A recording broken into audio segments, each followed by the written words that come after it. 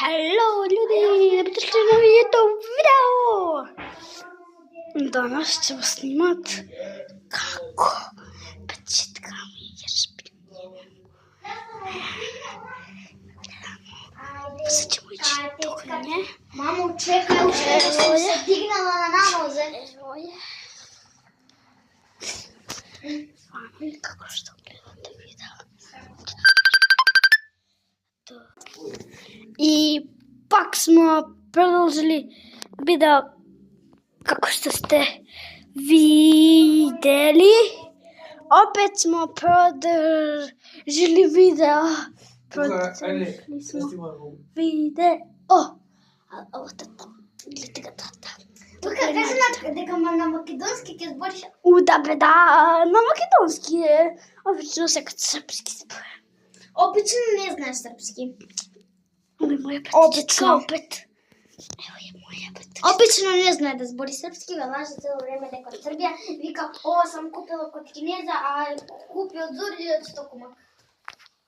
Унутра ќе му улазит. Сад ќе пусти светло. Мало да биде осветлено, болje да се види. Тако. Тако. Ево ga мој Митор. Видите како се улази. Тако. Опет smo продолжили видео. Лука, не се кринджај.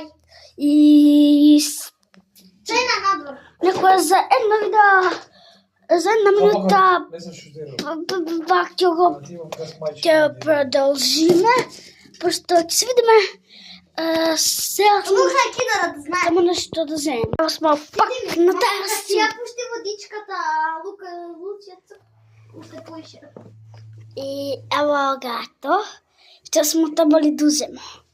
Лука, кидај си што да ти кажам. Што да земем? Дајте му 0 лајкови, ве молам, значи. Ово видео треба да стигне до 500.000 лайкова. И Никој не те праша? опет треба да ga снимам А дали те праша некој? 2.